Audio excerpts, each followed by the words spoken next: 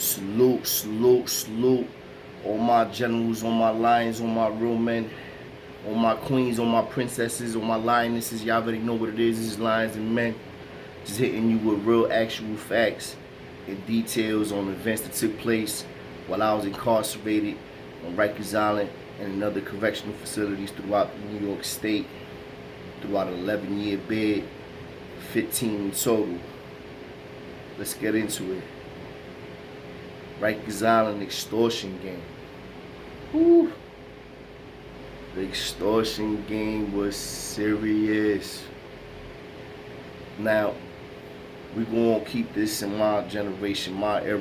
And in my era, it was literally 9-6 up. Early 9-6 up. I seen extortion firsthand at an extreme level when dudes was making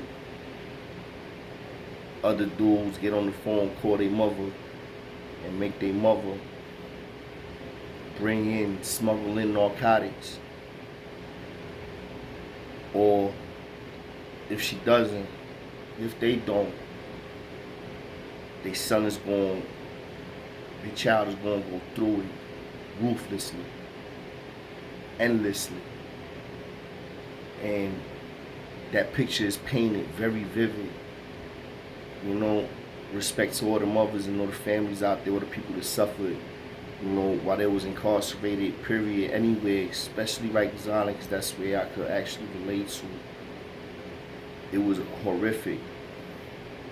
It was humiliating, denigrating, you know, dehumanizing.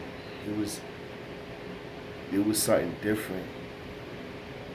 And you know, and to have a mother go through that, imagine a mother or father on the phone talking about, yo, if you want your son to get up out here in one piece, you need to do this. And in the minute that the CEOs call your son's name, if they do call his name, we know that means that y'all said something. Trust and believe he gonna get cut and stabbed the fuck up before he makes it to that CEO. Keep that in mind. Imagine that. That's crazy, bro. That shit is almost terroristic, bro. that's kidnapping, but you're not kidnapping.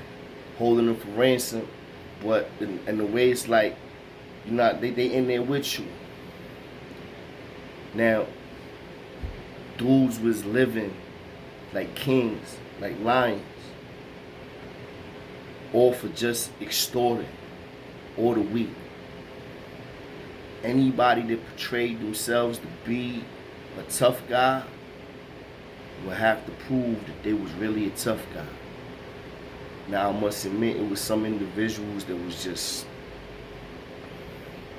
respected, put work in, but they wasn't like loose cannons, but they was respected damn near to the extent like they was loose cannons. Because they was like literally moving like bosses. You feel me? Like they was moving like a king. They was moving how you're supposed to move. But at the same time, they wasn't really like just shooting everything left and right. But they was respected. You know, there was an exception. It wasn't a lot, but there was an exceptional few that was like that. And those few right there was definitely special. You know, salute to my twin Cito. He was one of them. You know what I mean? He out there in Southpaw right now.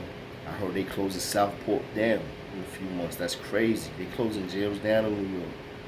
You know, Southpaw is a box. You know, that's a SHU unit. Salute to my son Cito. He was one of them that was like that. And I got something coming up with him. And salute and rest in peace to my boy Cheeky. Cheeky was another one. Getting back to the extortion game. Now, I remember a couple particular events that took place where dudes was forcing not only mothers, sisters, you know, brothers. This one particular time, this is a true story. And look how, you know, it's true story. One of the dudes is in my house. This is in Mall 8. He got a visit. His sister's coming. He's getting extorted. They'd already done had the sister on the phone. Dudes was already there. Yo, listen, this is what it is. Either you bring the bag or your brother's gonna get put in one. They get her, she's coming. She's coming with a friend because Shorty is a minor. The sister's only 17. This is adolescence. The sister's only like 17, 16. I know she needed an adult to come with her. So she had another chick to come with her. I forget if it was family or not. They needed somebody to go down on the visit to make sure everything went smoothly. I ended up being, because I was M to Z. For those who are not familiar with Rikers Island visits, it runs by your last letter of your last name. So like Perez, that means I'm Z. I'm M to Z, because my last name is Perez and it's a Z. So M to Z. That's every M to Z visit. That's when I go on a visit. And the other letters is A to L. So they needed somebody to go down M to Z. So I was the only one available to go down M to Z on the visit. So I get put on to what's going on. The sister's coming. She's going with the brother. They're going to pull my number. They gave my information to the sister. They're going to pull me down on the visit also. And basically, he got to bring back the bag. And I got to make sure that he come back with that. You feel me? We go on the visit with this dude. The dude, his name is Carlos. Cool motherfucker, but he was scared to death, and I could feel for him. Like at that point in time in my bed, I wasn't a lion yet. I was literally a cub.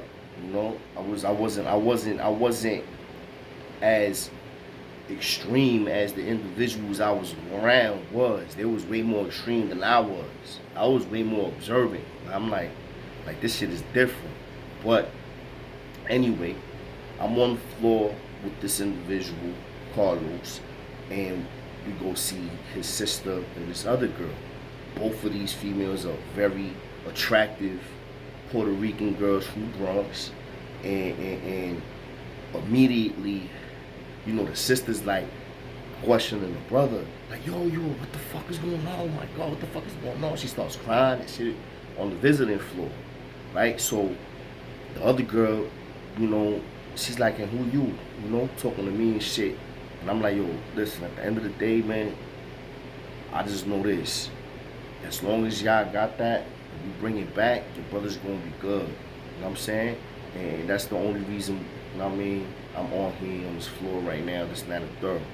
So I try to get the sister to calm down, stop crying. You know what I mean? Eventually she calmed down.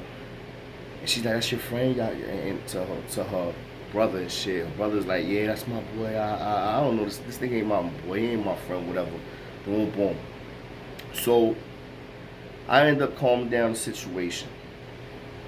I end up painting a nice little picture. The brother's just going along with the flow.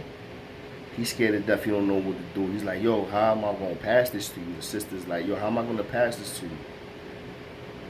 So I'm like, yo, just I mean, lean over like you gonna give him a hug or whatever. She already had it in her private area. I mean, have your hand, I mean, there. Loosen up your button if you have to right now while we speaking. And casually put your hand in there, lean in. Give your brother a hug, a kiss in the cheek, and just pass it to him in his hands, and he got it from there. And that's what happened.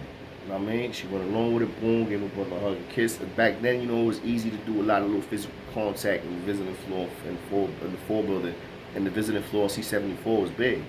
It was a big visiting floor, and it was always packed. There was always a lot of people coming to see their peoples, the C74. So everything goes along smoothly. You know, the ending of the visit is coming now. We're leaving. Bada bing, bada boom. We get back to the crib. We exchange numbers and all that. Get back to the crib. Now when we get back to the crib, dudes is thirsty. Niggas is waiting. Like, I'm talking about once we get back to the house. Not even, yo, once we came to the gate, we came out to the gate, we was getting our escort back to our house. And when we get back to the crib, Once they open up they slide over the A and B gate, niggas is right there like this. Yo, what up? Everything. Like, niggas ain't saying them. Niggas like, I'm like, niggas like, boop. Niggas already know they was good. Straight to the back. So they go to the back. Me and Carlos go straight to the back. That's where everybody was at, in the back section of the dorm.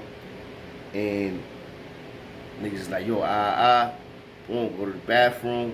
Go to the bathroom, get the gloves, get all that. You shit it out. They take the loonies. Know what I mean? Niggas bust it down, boom, boom. They gave that nigga like a joint. I think his sister brought back like, back then, I guess it would say like maybe like an eighth, maybe not like 2/8, something like that. You know what I mean? And it wasn't like the loud that we get now, you know, it was that rag. So he had like a nice size loony. Got that up in there. They snatched that up. Gave that nigga a stick, like I said, a joint. Boom. And until the next day came, everything was fine. He was good. He was, you know what I mean, like, yo, damn, I mean, he happy, he thought it was over. Unfortunately for him, he didn't realize this was just the beginning. And the very next day in the morning is when he found that out. His niggas ran through that shit like it was nothing. They smoked that shit in the night. All that got smoked. Puffed. Yo, there's no more. Let's call your sister. Real talk. Let's call your sister. And then that's when I come into the situation for part 2, because I ended up having a door open with the sister and the homegirl that came through, because I went on a visit with him. And I'm like, I'm seeing how it is now. And the shit continues. Extortion game, Rikers Island. Hit me up on Instagram. LIONS&MEN, Lions_N_men. Y'all hit me up if y'all got any type of stories that y'all want to share with me. Let me know.